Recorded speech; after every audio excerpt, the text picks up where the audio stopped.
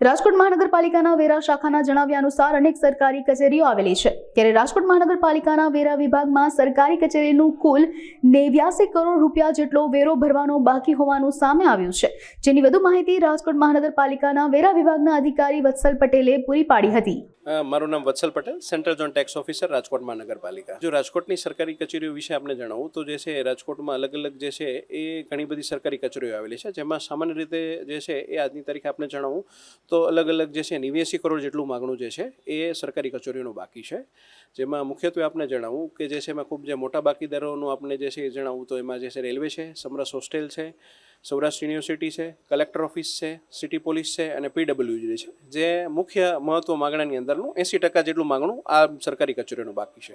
સરકારી કચેરીઓ વિશે આપણે જણાવું તો સરકારી કચેરીઓની અંદર નોર્મલી જે છે એ તેઓનું પેમેન્ટ જે છે એ ગ્રાન્ટને આધારિત હોય છે, એટલે જે ગુજરાત સરકારની જે પણ કચેરી હોય છે તેઓ દર વર્ષે જે છે તેઓની ગ્રાન્ટની માંગણી કરવાની જોગવાઈ આપેલી હોય છે।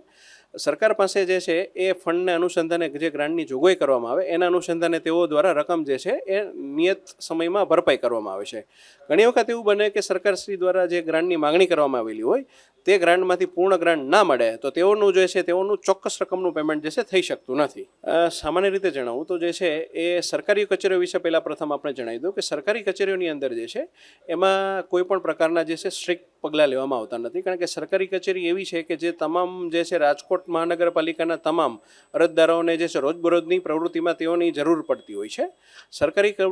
કચેરીઓને જે છે અમારા સિનિયર અધિકારી જેમ કે માન્ય કમિશનરશ્રી તથા નાયબ કમિશનરશ્રી દ્વારા તેઓને જે છે ડીઓ લેટર લખવામાં આવે છે અને જે મિલકતના વેરા બાકી છે તેઓનું જે છે એક અલગ અલગ પ્રકારે દર